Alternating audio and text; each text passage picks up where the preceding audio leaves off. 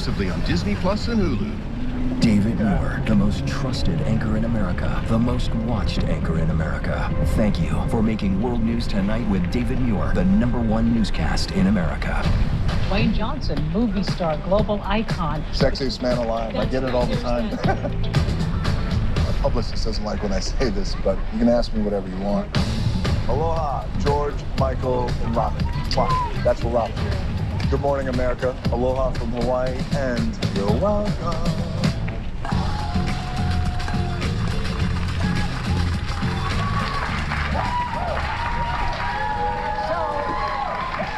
So Anna was recently on the Webby Award-winning Behind the Table podcast and told Brian about a celebrity encounter she'd love to forget. Watch. You and I were at the Disney upfronts. We had a couple of early incidents that happened. You failed me completely at the, so there's I was talking to Tiffany Amber Thiessen, and you needed me. I don't know who that is. So there's this, so I see across the room, I see Sebastián Yatra, who I am incredibly excited about, and I'm like, oh my God, Sebastián Yatra is here. I actually think he's got the most marvelous voice. Do you know who Sebastián Yatra is? Not a clue. Okay, Sebastián Yatra is this extraordinary Colombian singer. He was nominated for an Oscar for his song En Encanto, and he fills up stadiums all over Latin America and in the U.S. So you see him in the room and you go up to him. I see him up in the room and I go up to him like, Sebastián, ¿qué tú haces aquí? ¿Qué estás haciendo con Disney? You know, Sebastián, what are you doing with Disney? ¿Qué estás haciendo? I mean, he was in Encanto, so there's a... And this guy's looking at me like I'm on drugs. Because it was not, in fact. Sebastián Yatra? It was, in fact. Whatever his name is, from the Game of Thrones, he played Jon Snow. It was Kit Harington, the King in the North. Okay, but Now you said in fairness, he's apparently lost a lot of weight. He did look different to me. And he looked exactly like Sebastián Yatra. Did you watch Game of Thrones? Yes. Yeah, I mean, it's you know nothing anymore.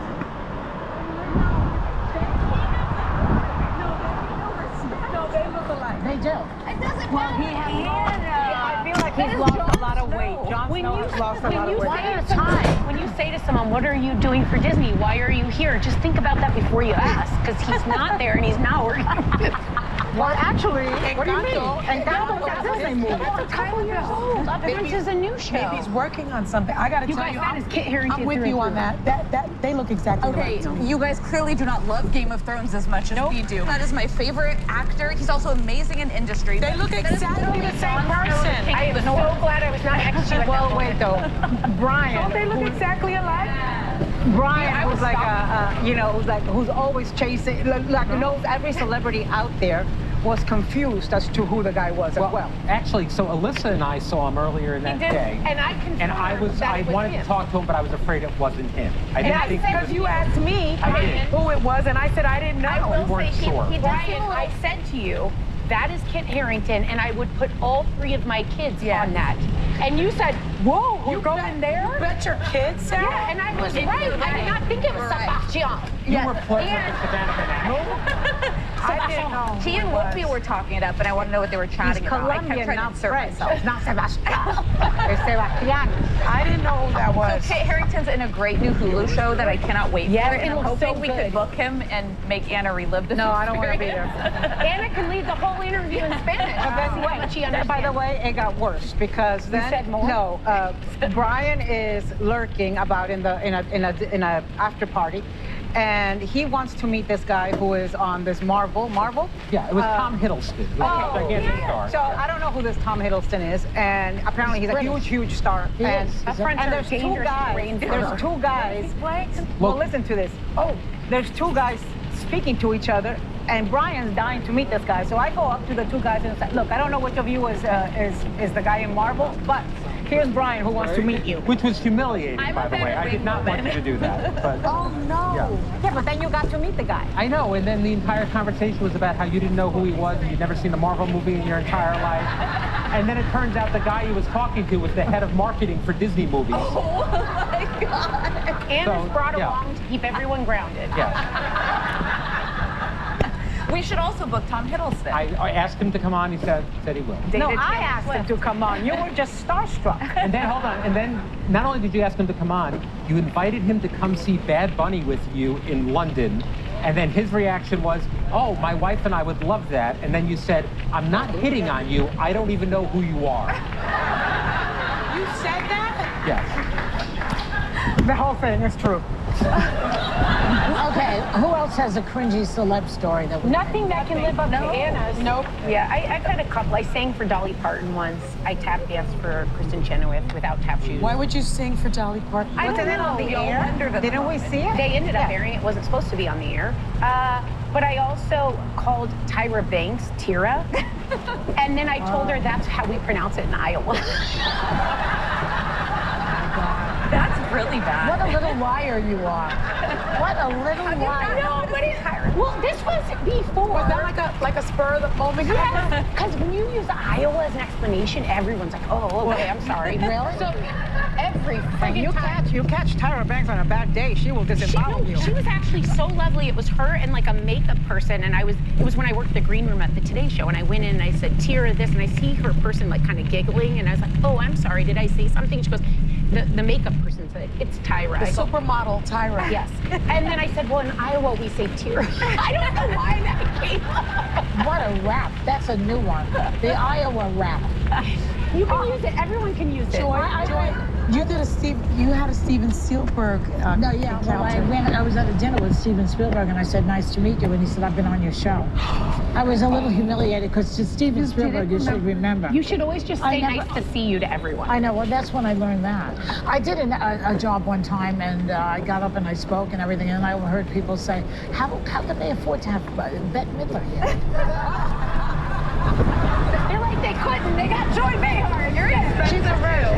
Behind the Table streams wherever you get your podcast, or you can watch us on YouTube. Have a great day, everyone. Take a little time to enjoy the weekend view.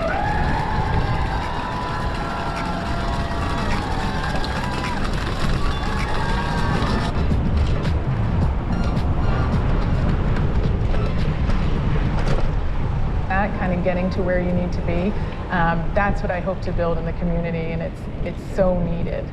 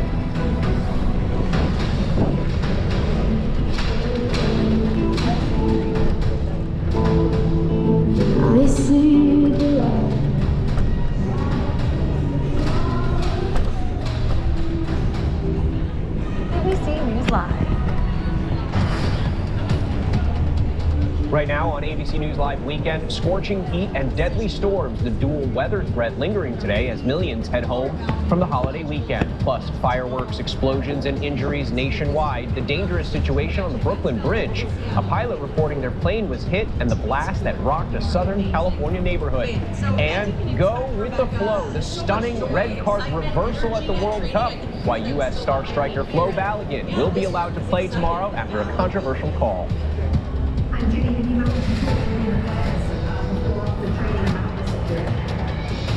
I'm Andrew Dimbert in New York. We begin with breaking news here in New York. The FDNY says 2 people have minor injuries after a seaplane made a hard landing on the East River. They say 8 people were on board when the plane hit the water just after noon today. Video shows the plane being towed back to shore. The FAA says it's investigating the incident. Now to weather whiplash as the holiday weekend comes to a close. From deadly storms to record heat, we've been seeing several days of weather extremes. And today, millions are bracing for more severe weather as cooler air finally starts to move in. ABC News meteorologist Leslie Lopez is tracking it all. Leslie, when can we expect these cooler temperatures? Because it has been hot here. It's so hot. Oh, good news. We're going to see it pretty soon here. So for most areas along the east, we're going to start to see that shift. We had a nice line of storms move through the area. In some places it was nice, in others, I mean, it was just damaging. Unfortunately, there was some damaging wind associated with this. Of course, the threat of lightning. We saw numerous lightning strikes yesterday for the 4th of July. And now what we're noticing here is that 2 out of 5 threat level continues forward today for anywhere out towards mid-Atlantic. Richmond all the way up to Philadelphia, Allenstown, moving inland as far as Harrisonburg. And this will be the threat not only in the way of lightning and the way of damaging wind, but also, unfortunately, we're talking about flood watches. You can see that they're all over the place. Williamsport all the way out towards areas closer to Hartford, down to Vineland, New Jersey. Philadelphia is in there as well. And that flash flood threat will carry on today. We could see as much as 4 to 6 inches of rain in some areas. Again, significant rain rates, 2 to 3 inches per hour. So when we talk about that much rain in a short amount of time, you can guarantee that there will be flooding, ponding, and water on the roadway. So you want to be very careful if you are in this particular area. Allenstown, New York, all the way out towards, it looks like parts of Connecticut too. Now this is shifting in tonight, right around, it looks like the early evening hours. And then we're going to see the rainfall totals once this is all said and done over the next 48 hours, maybe get as much as 4 to 6 inches in Hartford. Getting out towards areas of New York, you get to see about 2 to 4, and then Allentown, you get to see about 4 to 6 inches. So that's a lot of rain in a short amount of time. In a little bit, we're going to talk about the heat. The heat has been on, especially out towards some areas along the East Coast. We broke many records yesterday, but there's finally some relief. I'll show you that coming up. We could all use the relief, especially here in the Northeast. Leslie, thank you. And another day of the holiday travel weekend gets underway as millions look to return home from their 4th of July celebrations. By Monday, TSA expects it will have screened some 19 million passengers, and AAA is estimating more than 72 million Americans are traveling at least 50 miles from home through this weekend, which is a record. An urgent investigation is underway in Coney Island after police say 8 people, including 4 children, were shot last night. The NYPD says it happened around 10:30 p.m., shortly after the fireworks show. They say one victim, 21-year-old woman, is in critical condition. No arrests have been made. Now to Washington, where President Trump marked our nation's 250th with a late-night address. The speech came after weather-related delays and an evacuation of the National Mall. ABC's senior White House correspondent Selena Wang is following the latest for us. Selena, what did we hear from the president? Yeah, Andrew, I mean, this was a speech that was part celebration and part partisan messaging. The president used this speech to honor our nation's 250th birthday, but he also often veered into political messaging. The president frequently mentioned communism. He touted his Save America Act, that is his sweeping voter ID bill. Just take a listen to part of what the president said right here. America is back, and we want to keep America great, and we will do so by approving the Save America Act, which means all voters must show voter ID. All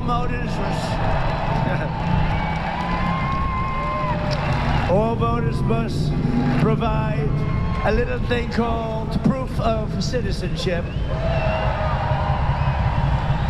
And there will be no mail-in ballots except for illness, disability, military deployment, or travel. And you won't have cheating on the elections anymore. It's very simple. Now, the president has been told by Republican leadership that Save America Act does not have enough Republican support to proceed through Congress. But when it comes to the president's celebrations, it faced a series of setbacks. Yesterday was the hottest July 4th on record here in Washington, D.C. I was actually at the Great American State Fair. This was a 16-day event on the National Mall, and at times it struggled to draw a crowd. I was there on Friday when the heat was in triple digits.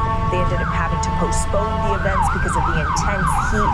On Saturday, crews had to transport about a dozen people to local hospitals for heat-related reasons. But yesterday, Andrew, it wasn't just the heat that was causing causing problems. There was the storm threats, which forced officials to evacuate thousands from the National Mall just hours before President Trump was set to take the stage. So Trump ended up taking the stage about an hour and a half late, Andrew. We had some of those storms here in New York as well. Selena, thank you. Now to a scare in the air on the 4th of July. Delta was hit by fireworks while landing in Chicago. Radio communication between the cabin crew and air traffic control captured the moments after the incident. The controller warning the pilot there had been multiple reports of fireworks being set off in close proximity to the runway.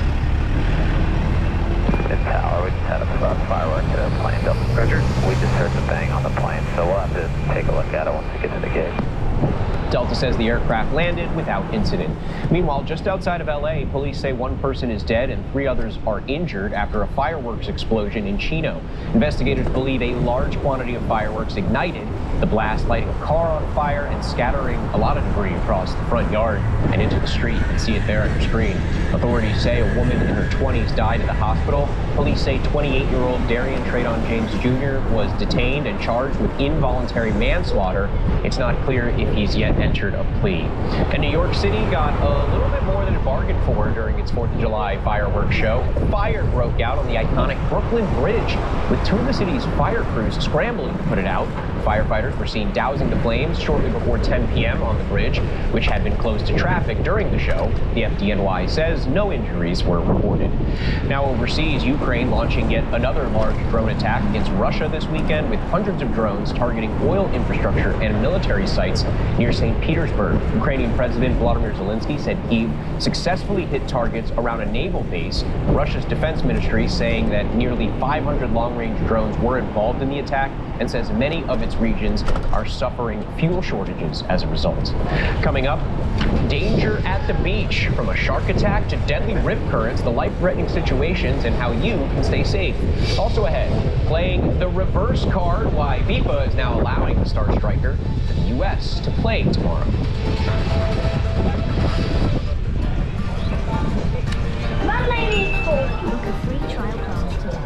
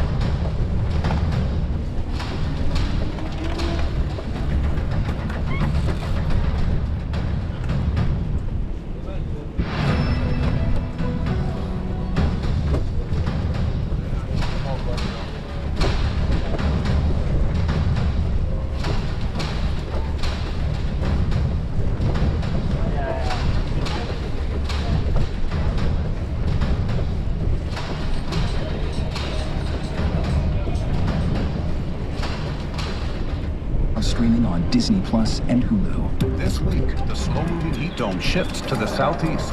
Millions more facing triple-digit real field temps with little relief overnight. Plus, tracking the extended holiday travel week weather. World News Tonight with David Muir is the #1 newscast in America.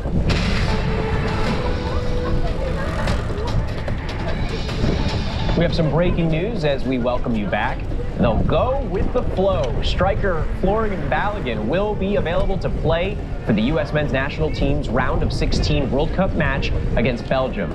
You heard that right. You'll remember the 25-year-old striker, arguably the best player for the Stars and Stripes, received a red card when playing against Bosnia and Herzegovina for a foul on a defender. That red card also carried a one-game suspension under FIFA rules, which meant he was going to sit out tomorrow's match. Well, that ban has been suspended and replaced with a one-year probationary period. So the U.S. is going to have one of its most impactful players back on the pitch. Do you believe that we can win? I do. All right, now let's get another check of your weekend weather. Meteorologist Leslie Lopez has the forecast. Leslie, it has been a really hot holiday weekend. What can we expect heading into the week? Finally some relief. So there's some good news. I'm going to show you that coming up here in just a moment. I also want to point out that there are fires still burning, fire danger out towards the west. You can see this is in Utah. This is the Kane County, Utah fire. Now, this is only 30 to 50 acres wide. It's not certainly a huge fire, but if they can get containment, this will feel a lot better considering the heat, the dry weather, the wind. Right now, 0% containment. So we'll keep a very close eye on that fire that is burning. We also have temperatures over in Salt Lake City, 95 on Tuesday, 96 on your Thursday. So we keep the heat going, building a bit on your Wednesday for Grand Junction, Colorado. Las Vegas still staying in 109 territory, getting up to 112 by Thursday. And then Phoenix all the way up to 113, even 116 before that Wednesday, Thursday. It's going to be very, very hot.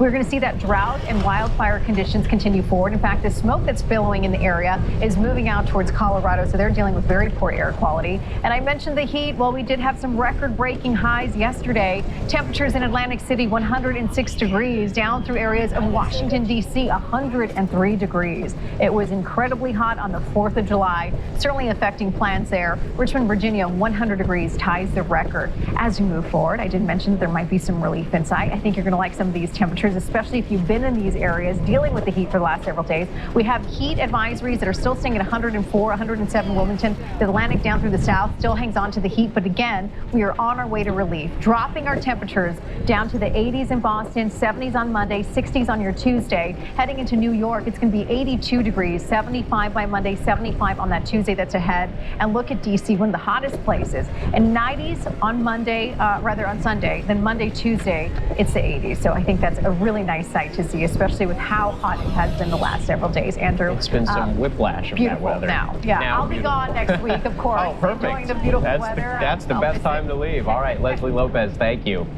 2 people are dead in separate drowning incidents due to rip currents in Daytona Beach, Florida. First responders were seen searching for a 17-year-old Orlando boy who had gone missing after getting caught in the deadly rip tide and later recovered a body where the swimmer had been reported missing. It's still unclear if it's the same person. The Volusia County Sheriff's Office said lifeguards had to rescue nearly 200 people from the water on Friday alone. Millions of people are heading to the beach this holiday weekend looking for some relief from all that heat, but shark sightings and rip currents are serving as a stark reminder that a day at the shore can turn dangerous in an instant. With millions of Americans flocking to the beach this holiday weekend, a deadly reminder of just how quickly conditions can turn. In Daytona Beach, Florida, authorities recovering the body of 17-year-old Amarian Anthony after he went missing in the water. Authorities launching an extensive search using helicopters, drones, boats, and dozens of lifeguards. Investigators say Anthony and a friend were caught in a powerful rip current Friday evening. A lifeguard saw the pair struggling in the water before they disappeared. The friend was rescued, but Anthony never made it back to shore. His death coming just hours after a separate drowning claimed the life of a 60-year-old man at the same beach. Rip tides are terrible. We don't want people, when the lifeguards are off duty, please don't go out there. On Friday alone, lifeguards in Volusia County say they rescued nearly 200 people from the water, while farther north, a different danger in the water. Someone came up to the lifeguard and said shark. At New York's Jones Beach, a swimmer was bitten by a shark, forcing officials to temporarily clear the beach. This image appears to show the victim being carried away by lifeguards and later rushed to the hospital. Just miles away, fishermen reeling in this large shark caught in the surf at Gilgo Beach. Scientists say fish migration patterns may cause some sharks to swim closer to shore. Pools of fish that move closer to shore are going to draw the attention of sharks. Sometimes those schools of fish will overlap with human beings, and that could lead to a shark bite. Marine experts stress rip currents remain the far greater threat, urging swimmers to stay near lifeguards, heed beach warning flags, and if caught in a rip current, swim parallel to shore until you're free of the current. rather than try to fight it. And beachgoers could soon get emergency alerts on their phone when a shark attack happens nearby. It's part of a new federal law known as Lulu's Law. This morning, Stephanie Ramos spoke with Lulu Gribben, a teen who survived a shark attack and inspired the legislation. Here's part of their conversation. Lulu, so wonderful to have you. Thank you so much for joining us. You were just 15 years old when you survived that shark attack in 2024. How are you doing today?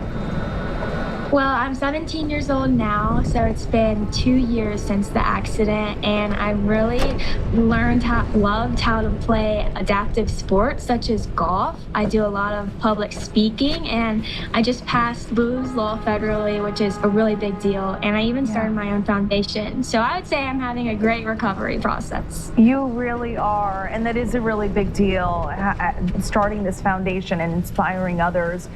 Walk us through that day. Do you remember what happened that day when you were attacked?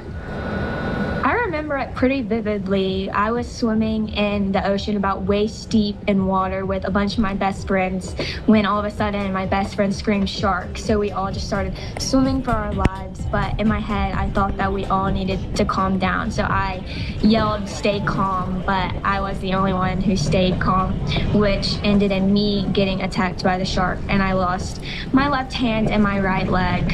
And I remember just being pulled onto the shore, feeling the paramedics do all the tourniquets, and it was truly all many angels on the beach, and all the people were just heroes that day. And I was transferred to the hospital, and then my recovery process started there, and I was transferred to another hospital in Charlotte and spent 3 months in inpatient rehab, just relearning really basic everyday things like walking, brushing my teeth, putting my hair up.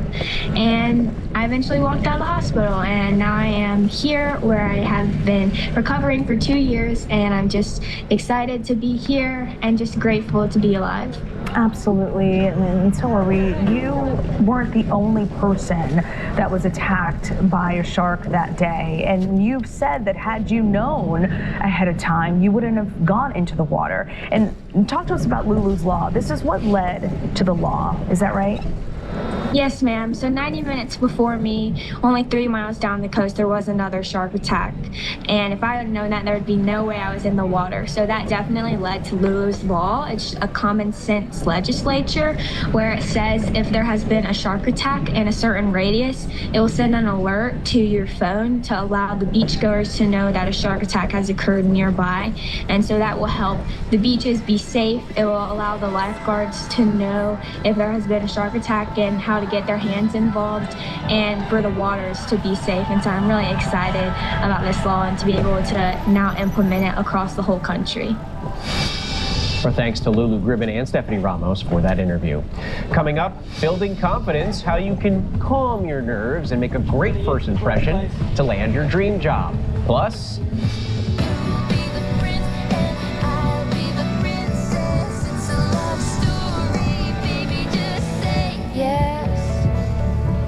Taylor Swift's love story, from the wedding party to the guest list, what we've now learned about how she and Travis Kelce tied the knot at Madison Square Garden.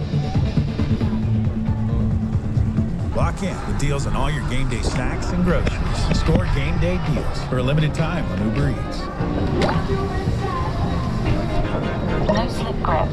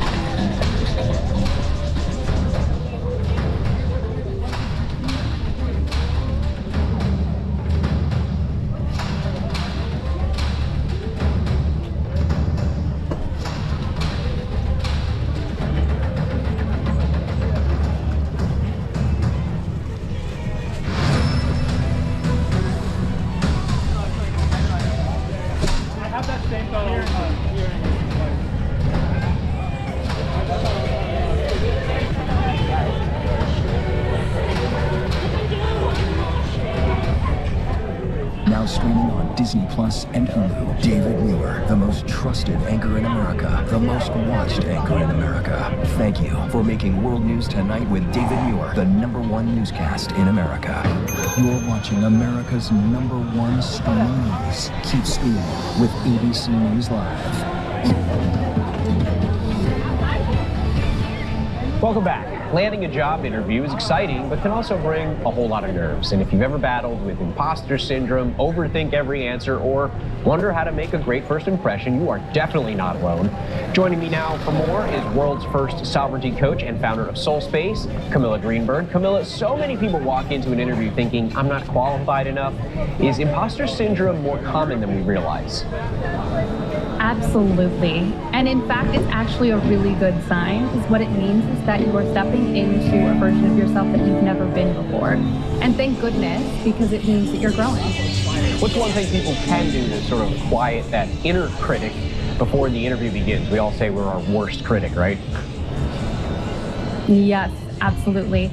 Well, first of all, using the breath, slowing down the breath can calm you and ground you, but also knowing that, first of all, you have something to add, you have a skill, you have value that this person, this employer, this business wants and needs. And another thing I want to say in regard to the self-doubt and the anxiety that interviews can bring up is that it's really not determining your inherent value and worth. It's really just, are you a match for the job? And when we make it mean something about us, it can really add to those nerves.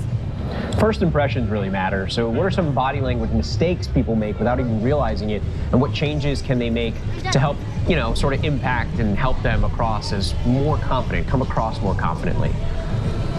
Yeah, that's really important, especially because of our mirror neurons, right? And so people really feel what we're feeling. And so a couple very simple things that you can do with your body, not only to shift your brain chemistry, but to give off that confidence, is shoulders back, really lengthen your spine, lift your head up, and don't be scared to make eye contact. People want to hire those that they trust, and eye contact is a really great way for them to feel invited into getting to know you. And Camilla, what's your advice for staying authentic while managing those nerves without the added pressure, to sort of try to be perfect? Well, listen, you got the interview because of your resume. So you already know that you have the qualifications. So remembering that, again, this isn't them judging you as a person. This is about whether or not it's a right fit. And if it's not a right fit for them, it's probably not a right fit for you. So showing up authentically is actually the most effective thing you can do for a job interview. So everything goes great in the interview, but what about following up after the interview? What approach do you think works best there? Well, if we look at the numbers, it can take hundreds of applications before getting an interview, and it can take many, many interviews before you land a job. So I believe that staying true to yourself and really staying in your confidence and your sovereignty